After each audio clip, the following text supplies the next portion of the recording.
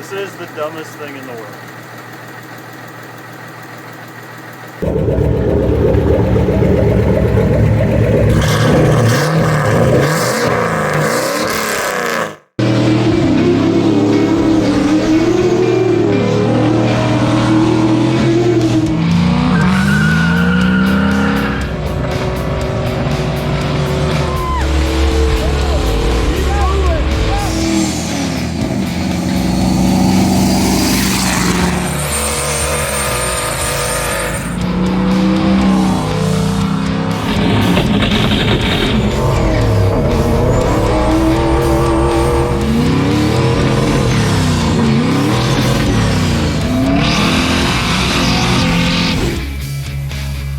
Alright guys, welcome back, and we're going to get the Ford back on the road this video.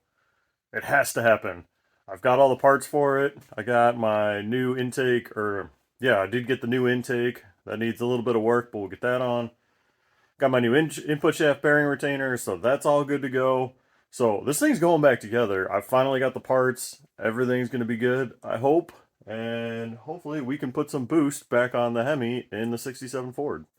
So the first thing we got to do is we got to get the engine in, and I couldn't because I broke this input shaft bearing retainer on the trans because I didn't get it lined up right and it bound up. It snapped this off. So I've got a new one right here that is not broke off. So what I got to do is get the old one off, and then in here there's a bearing race.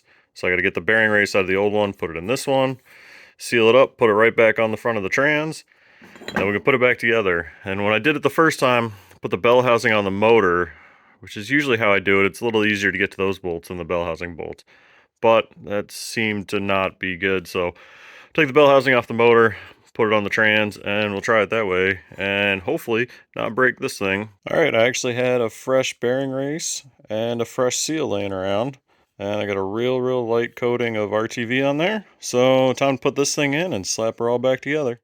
All right, engine's back in, bolted to the trans. It was a bit of a fight, but everything went good this time. So now that I got that in, the next thing I got to do is put the exhaust manifolds on. And this is going to be my least favorite part of this is, so if you look here, the pre-Eagle runs these very square ports, and the Eagle runs these D-shaped ports, which as you can see, it's just going to deadhead here on either side. So I got to open these up. So I came through, and I kind of Sharpied some marks. You can see them a little bit here on both sides. I'm going to open these up as much as I can to try to match that gasket so I get really good flow out of the Eagle heads, and these manifolds don't hold me back. But I hate grinding, especially some cast iron. But this is going to be tedious. I'll get it done, and then we get these back on. Okay, so this is what it looked like when I started. I've got the Eagle gasket, or the pre-Eagle gasket, sitting under here, and you can see this Eagle one is way wider. Height's about the same, but it's way wider. So what I did, we'll get that one out of there. Just put the Eagle on here. And as you can see, that looks a lot better. Like, yeah, it's still not perfectly out there, but it's way bigger than the square ports. So I opened all these up. I didn't totally gasket match it because honestly, there's not enough room in some of these spots. I still need a sealing lip. And I also fitted these up to the heads, and these gaskets are quite a bit bigger than the ports on the heads. So this should actually flow really well, and it should match. These manifolds should be pretty much almost exactly the same size. So yeah, they're all opened up. They're not square anymore. They're more D-shaped, and they should flow pretty nice. Now I just need to do the other side. Now that I got the exhaust manifolds modified, I got to do the intake manifold. So this is the pre-Eagle one. So it's got my throttle body adapter, and it's got my injectors and my map sensor on it. This is the Eagle one, which has the much bigger ports. So I got to move my throttle body adapter over. I need to get the injectors out of this one and into this thing. But these things are kind of hard to come by right now, or at least I was struggling to find one for a reasonable price. So I pulled this one out of a junkyard, got it really cheap, except right here, if you look at this one, there's this oil fill cap. This one is broke off. So this car was in a front end collision, and it just happened to take that off. So I'm hoping I can cut it off of this one and epoxy it on here, because it's just the oil fill neck. They look the same, but I'm going to pull the fuel rails off And then I should be able to pull the fuel rails off both of them, then I should be able to get to it, and then hopefully fix this one up. Well, this turned out pretty nice. I cut it off this one, trimmed it up, trimmed the brake on this one, and then epoxied it down. That'll work good. Got the rails back on. I got my bigger injectors in, so that's all set. I got my map sensor in so it can read boost. I got the throttle body on, and then I had to plug this line here. So I think we're ready to finish up the Eagle swap. I just got to drop this thing on. Just bolt it down on here, and we're getting close. I got the exhaust manifolds on too, so drop the intake on, I can button it up, and then we can hang the big old turbo, and it's getting really close now. Well, I should have known it was too easy just to bolt it on. See, it's not sitting flush here, it's actually hitting, and it's really hard to see, but it's hitting on the timing cover down here. So these little fins on the bottom, I gotta trim them back, and hopefully that'll be enough. I don't know. I'm gonna trim them back and then we'll see how much worse we have to get. Well, I did some quick research on this Eagle intake. After I trimmed it, it still didn't fit, so it looks like I need some spacers. There's one company that makes them. Not a big deal, except they're kind of pricey. Like, for 2 pieces of machined aluminum and a couple of gaskets, $300. So that sucks, but I'll have to order them. I don't really have a choice. But that should square that away, so there's nothing weird going on there. But this project, like it always has, keeps throwing me curveballs. And I've been working on putting it back together, and I thought, you know what, I should probably check the turbo out. Like, there's pieces of piston sitting in the up pipe, and it's not pretty. So here's the housing, and then here is the inside of the turbo. And it doesn't look too bad until you look at the edges. Yeah, look at that. This turbo wheel is hammered. Not a surprise. I mean, chunks of pistons went all the way through this thing, but yeah, look at it. It's shot. So I don't even know if it's worth rebuilding this thing. These turbos are so cheap. But yeah, there's some of these are pretty gnarly looking. But so it looks like I either need to rebuild this thing, probably not likely, or just buy a new one because they're pretty cheap. So yeah, things are taking a little longer than I wanted, but it's better to replace it now and not fight a turbo that won't spool or a turbo that explodes later, because I'm sure that's not balanced very well. So I'll keep putting it back together and see what else I come across. Well, here's my intake, and these are my shiny new intake spacers. It'll basically just sit right under there, so hopefully that's enough. It's supposed to be enough to clear the front timing cover. Longer bolt, and there's some washers in here, and a gasket to go between the spacer and the head, because this has an O-ring in it, but need something between the spacer and the head. So I'm gonna go see how these fit on there. Well, the intake spacers fit really nice. The Eagle intake is on. Still gotta shorten up my fuel line at some point, but it'll work for now. So I got everything wired up. All we gotta do is put the new turbo on, the downpipe, fill it with oil, and then we should be ready to fire this thing up. So here's my new turbo. It's just another China, eBay GT45, but something I've never seen before. They sent me a pair of gloves. I don't know what I'm supposed to do with these. I don't know. Am I supposed to give this turbo the white glove treatment? Definitely didn't give the last one that, but that is very freaking weird. Alright, the new turbo's on, everything's buttoned up. I got water in it, I got oil in it. I think I'm ready to start it. I went through the timing table and I took out a ton of timing, just so right off the bat I don't screw anything up and try to make this motor live. So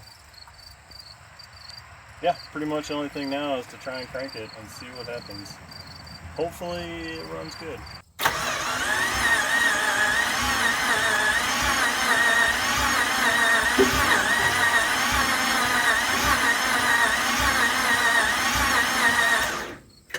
And the battery's too dead. It's down at 9 volts, so we're gonna have to charge it, probably jump it, and then we'll see what happens. Alright, got a jump, so let's see what happens now.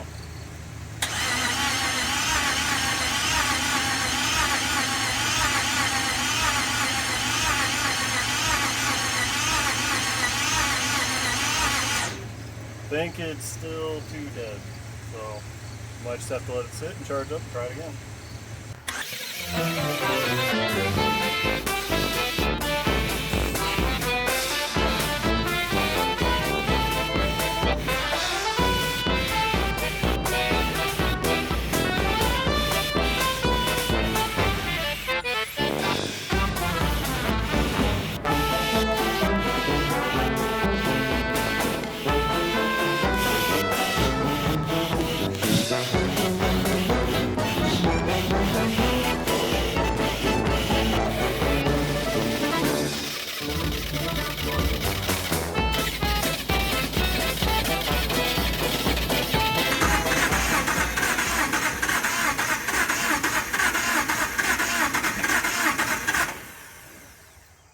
Alright guys, you probably noticed I'm dressed a little different. It's a little bit later than when I tried to start it those 54 times.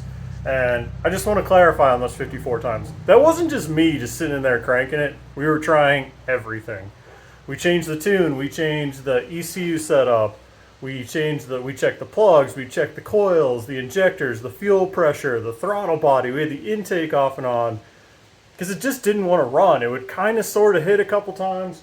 We swapped batteries. I mean, we did everything. We did a compression check on it, and everything was good, but the stupid thing wouldn't start.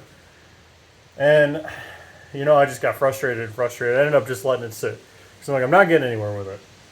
Well, I came back later, and when I said I did a compression check, I checked 1 and 3 because they were easy to get to. 150 pounds, no problem. So I started going down through. I got to number 7, 150 pounds. All right, I got to number 5, 150 pounds. I got to number 7, nothing, 0. Like, doesn't even bump the gauge. Like, wait, how is that possible? It just doesn't make sense. So I pulled the valve cover back off, which I had already checked all the valve tray and everything, make sure everything was good. And it seemed like no matter what, the intake valve was tight. So I ended up backing the rocker off on the intake and cranked it over, and voila, I had compression. So something was holding the valve open. Just seems crazy, right? I used the Eagle push rods because I used the Eagle heads, the Eagle valve train, you know, the rockers, and I used the stock Eagle head gasket. So everything should have just worked because I used all the Eagle stuff. And I know the pre-Eagle stuff, the push rods are too short. And I couldn't, you know, I'm just searching and searching. I can't find anything, but I'm like, for some reason, that valve's holding open. So then I jumped to the passenger side, and I only checked 4 and 6, and no compression. So I'm like, what? You know, this just doesn't make any sense. So I start researching. And I come to find out that the cam base circle, the minimum diameter of the cam for the lobes, is different on an Eagle Hemi than a pre-Eagle. On an Eagle Hemi, it's 3/4 of an inch. On a pre-Eagle, it's like 0.80, 0.81. So basically, the push rods are too long because the cam is a larger diameter in here. So I took it apart, I measured the intake, I figured out what size I thought I needed based off the cam circle difference and the push rod difference, and I got my push rod checker out, I put it on the intake, figured out what I needed. My caliper doesn't quite go big enough, so it's kind of a guess, but it seems like my math was right, and I didn't have one big enough to do the exhaust. So I used those calculations, and I managed to find some Melling off-the-shelf push rods that I think will work. So I've got everything torn down right now, and as soon as those push rods show up, which they should be here any minute, and we're going to slap it in there and see if it starts. But, you know, like everything else with this truck, it's always the little stuff that gets me. So, yeah, it's frustrating, but hopefully it'll be running here soon. All right, well, fun news. If you go online and you look up the Melling parts and they tell you how long they are, don't believe them. These were, these easily 55 thousandths longer than they claim. Definitely mislabeled. Even these were not the right length. So, back to waiting because I don't have the right parts. Had to order aftermarket ones. So, a lot more money, but hopefully they'll actually be the length they're listed as. Well, it's another new day, which means another set of push rods. So I got shorter push rods for the intake and exhaust, aftermarket ones, 6.7 on the intake, 8.0 on the exhaust. I put them in, I compression tested it.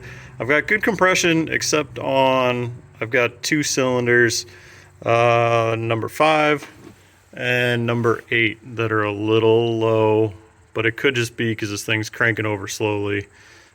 Lash seems good. Put it back together and then try to fire it up and maybe compression test it later if it seems like it's missing a little bit, but I think I finally have the right length push rods, and all we can do is put it back together and hope it starts. This thing fights every single step of the way. Well, here's the moment of truth. Got all the push rods in, exhaust is all back together, everything's tightened up. Let's hope it starts. I'm kind of worried I ran the battery down, checking the compression, which I've still got two that don't seem like they're the greatest compression, but I'm kind of curious to see once it warms up, gets oil flow and everything. But we're going to try it and see what happens. Hopefully the battery's charged enough. This battery's kind of weak and we've been running it down.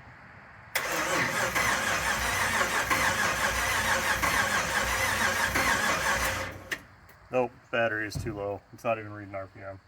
So we're gonna have to grab a truck and jump it and we'll try it again.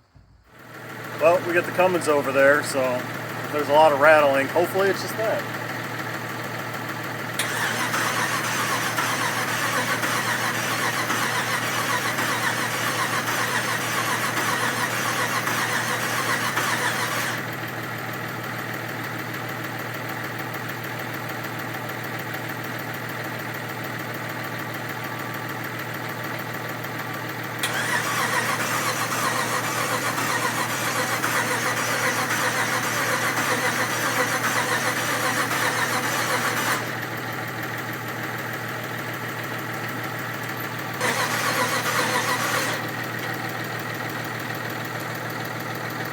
I have no idea.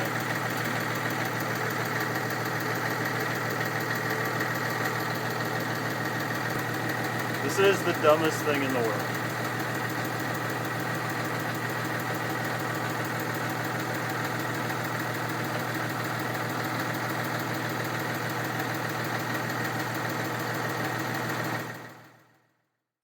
Well, it's now a few days later because I couldn't get it to run last time and did a whole bunch of troubleshooting, and all I could come up with was we had no spark at all. I don't know why. All my troubleshooting seemed to say it was the coil drivers. It seems odd I would have lost both sets of coil drivers at once, but that kind of seemed like it. I swapped ECUs, everything. So I called Holly, and they said the same thing. Sounds like your coil drivers are dead. So I've got some new coil drivers in here, and we'll see if it starts now. I threw the diesel on it just so it doesn't suck the battery down. But I don't know. We'll see what happens.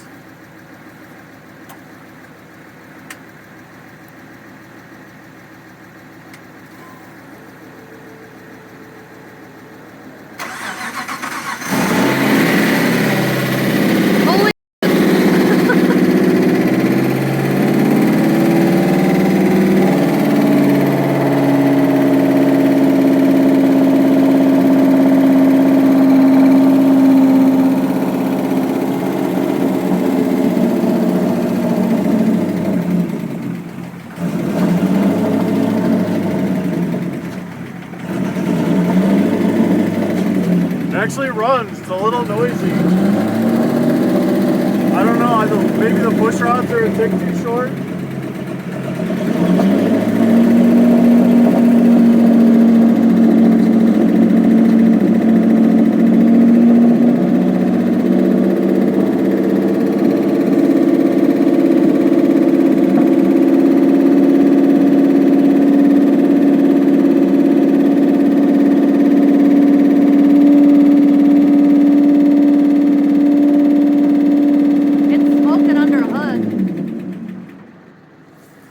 Smoking quite a bit.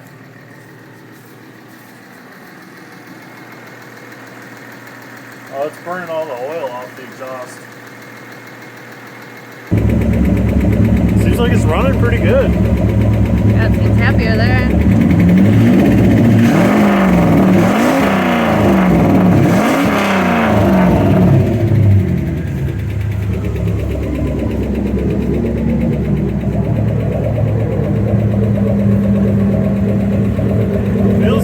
condensation.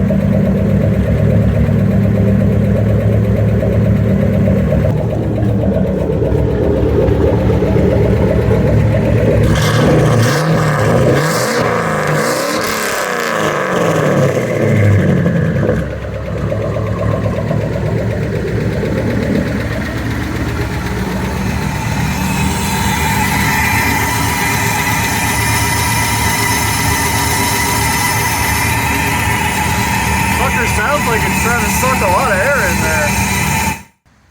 Well, it finally freaking runs. Finally. God, it's been what? I feel like a month since the motor went back in? I think so. It feels like I've been trying to get this thing to run for a month. And it seems to be running really well. It's definitely got a lot of valve train noise. I'll have to pull a valve cover off and make sure those push rods are the right length. They might be a little short, but it actually runs. It was the coil drivers. The whole last time we couldn't get it running, somehow both coil drivers have died, because now it's definitely running on all 8. Minus the lifter noise, it sounds really, really good. So, God, finally, we're going to be able to drive it again. It's almost winter time, but it doesn't matter. This thing's got heat. God. Feels so good to finally hear it make noise again. Oh man, it's been a struggle, but I'm gonna go have a beer. Come back next time because we'll actually go drive it.